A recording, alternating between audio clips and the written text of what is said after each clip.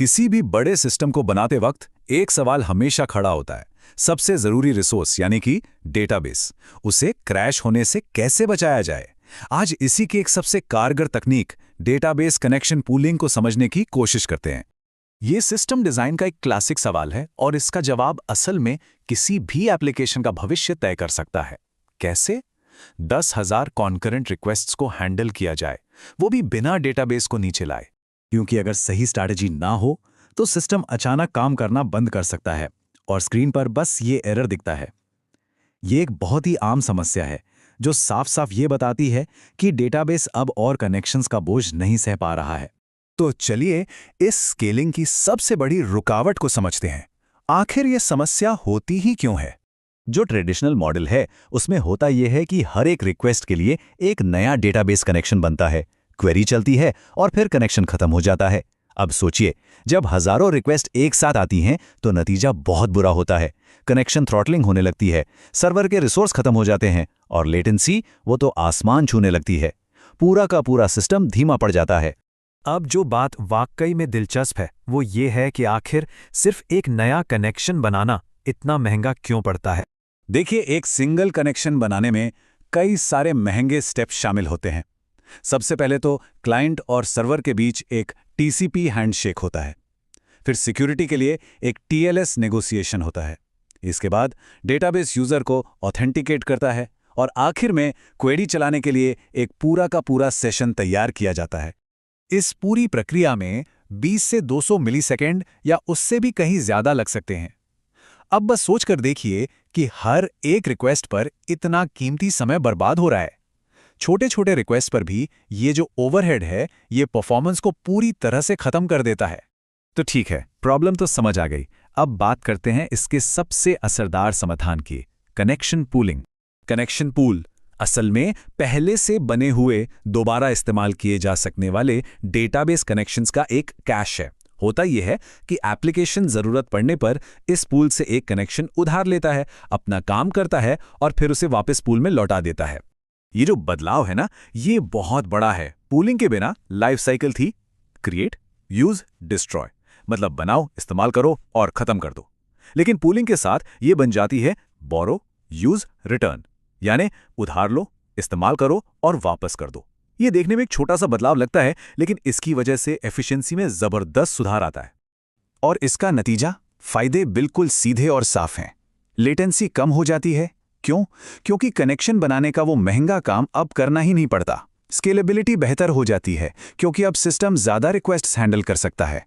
Resources का इस्तेमाल efficient हो जाता है और सिस्टम पहले से कहीं ज्यादा स्टेबल हो जाता है। लेकिन बात यहीं खत्म नहीं होती।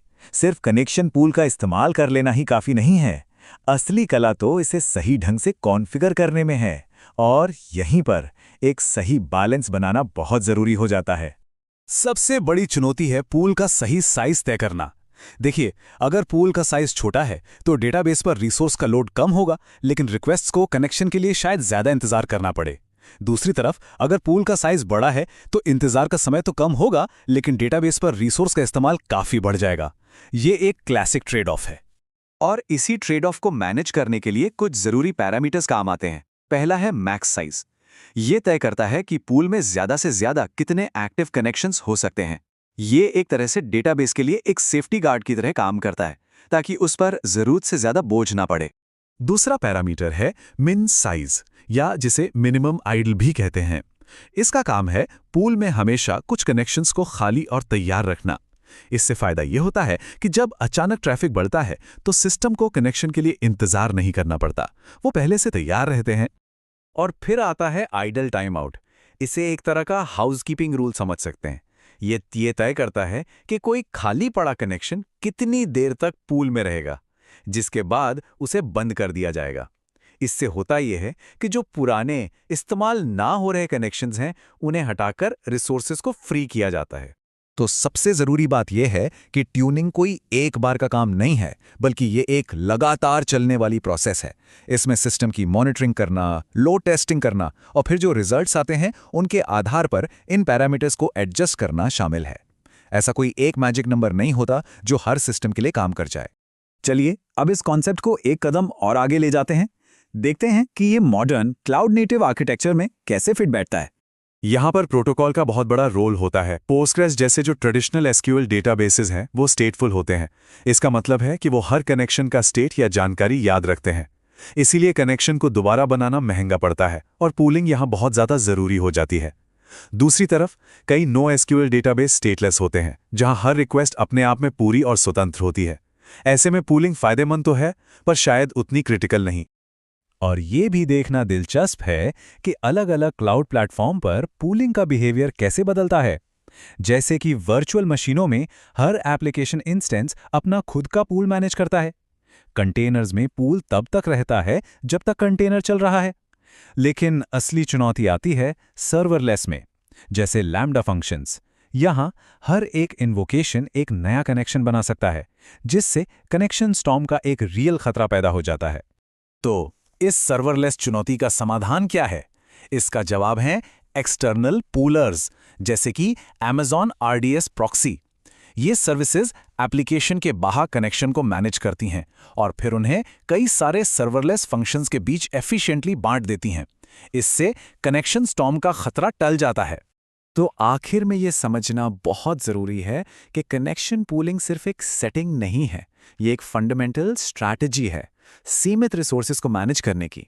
ये कनेक्शन सेटअप की जो ऊंची कॉस्ट है उसे कई रिक्वेस्ट्स पर बांट देती है और इसी वजह से सिस्टम्स भरोसे के साथ स्केल कर पाते हैं और बेहतर परफॉर्म करते हैं। अब जब एक सीमित रिसोर्स को मैनेज करने का ये शक्तिशाली पैटर्न समझ आ गया है, तो एक पल के लिए सोचने वाली बात यह है, इस सिद्धांत को एक सिस्टम में मौजूद दूसरी रुकावटों को दूर करने के लिए और कहां-कहां लागू किया जा सकता है।